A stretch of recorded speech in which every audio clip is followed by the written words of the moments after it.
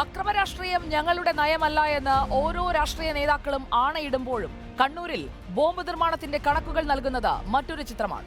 ജില്ലയിൽ 5 വർഷത്തിനുള്ളിൽ 250-ലധികം ബോംബുകളാണ് വിവിധ സ്ഥലങ്ങളിൽ നിന്നായി കണ്ടെടുത്തത്. 2 മാസത്തിനിടെ 23 ബോംബുകൾ പിടിച്ചെടുത്തു. സ്ഫോടക വസ്തു നിർമ്മാണ സാമഗ്രികളും ഇടവിട്ട് കണ്ണൂരിൽ നിന്ന് കണ്ടെടുക്കുന്നുണ്ട്. കണ്ണൂരിൽ എല്ലാ ദിവസവും ബോംബ് സ്ക്വാഡിന്റെ നേതൃത്വത്തിൽ പരിശോധന നടത്തുന്നുണ്ട്. പാനൂർ, കൊളവല്ലൂർ, തലശ്ശേരി എന്നിവിടങ്ങളിൽ നിന്നാണ് പ്രധാനമായും ബോംബുകൾ പിടിക്കുന്നത്. 3 വർഷത്തിനിടെ ജില്ലയിൽ 8 സ്ഫോടനങ്ങൾ നടന്നതായാണ് പോലീസിന്റെ കണക്ക്. ബോംബ് നിർമ്മാണത്തിനിടെ ഉണ്ടായ സ്ഫോടനത്തിൽ 1998 ശേഷം 10 പേർ കൊല്ലപ്പെട്ടു.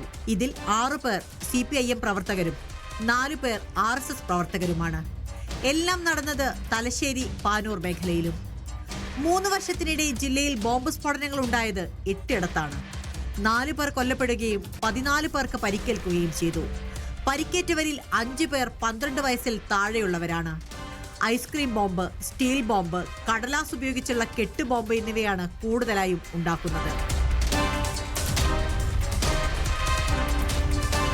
ഉൾനാടൻ ഗ്രാമങ്ങളിൽ രാഷ്ട്രീയ മേൽക്കോയ്മ നിലനിർത്താനും സ്വാധീനം ഉറപ്പിക്കാനും ബോംബ് ആയുധമാക്കുന്നു.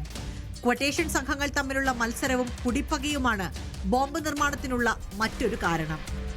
പരിശോധനയിൽ കണ്ടെത്താൻ സാധിക്കാത്ത സ്ഥലങ്ങളിലാണ് ബോംബ് സൂക്ഷിക്കുന്നത്. PVC പൈപ്പിനകത്തും ഗ്രാമങ്ങളിലെ റോഡരികിലെ മതിൽ തുറന്ന് അറകളുണ്ടാക്കിയുമൊക്കെ ബോംബുകൾ സുരക്ഷിതമാക്കും. ആൾതാമസമില്ലാത്ത വീടുകൾ, പറമ്പുകൾ, ക്വാറികൾ, കടപ്പുറം, അടുക്കള, മരത്തിലെ പൊത്തുകൾ, മലിനജല സംഭരണി, വീടിന്റെ സൺഷെയ്ഡ്, തെങ്ങിൻ മുകളിൽ എന്നിവിടങ്ങളിലൊക്കെ ബോംബുകൾ കണ്ടെത്തിയിട്ടുണ്ട്. രാഷ്ട്രീയ പാർട്ടികളുടെ തെരഞ്ഞെടുത്ത പ്രവർത്തകരും ക്വട്ടേഷൻ സംഘങ്ങളുമാണ് ബോംബ് നിർമ്മാണത്തിൽ ഏർപ്പെടുന്നവരിൽ അധികവും. വർഷങ്ങൾക്ക് മുൻപ് രാഷ്ട്രീയ എതിരാളികളെ വകവരുത്താനോ ഭയപ്പെടുത്താനോ ബോംബ് നിർമ്മാണത്തിന് പാർട്ടികളുടെ പരസ്യ പിന്തുണ ഉണ്ടായിരുന്നുവെങ്കിൽ ഇപ്പോൾ രഹസ്യ പിന്തുണയാണ് എന്ന വ്യത്യാസം മാത്രം. ബോംബ് നിർമ്മിക്കുന്നതും ഉപയോഗിക്കുന്നതുമൊക്കെ ആരാണെന്ന് പാർട്ടികൾക്ക് അറിയാത്തതല്ല. പക്ഷേ ഒരു പരിധിക്കപ്പുറം ഇത്തരം അണികളെ ശാസിക്കാനോ നിയന്ത്രിക്കാനോ സാധിക്കാറില്ല. പാർട്ടിക്ക് തലവേദനയുണ്ടാക്കാൻ കഴിയുന്ന പല രഹസ്യങ്ങളും ഇവരുടെ കയ്യിലുണ്ട് എന്നതാണ് കാരണം. News desk reporter.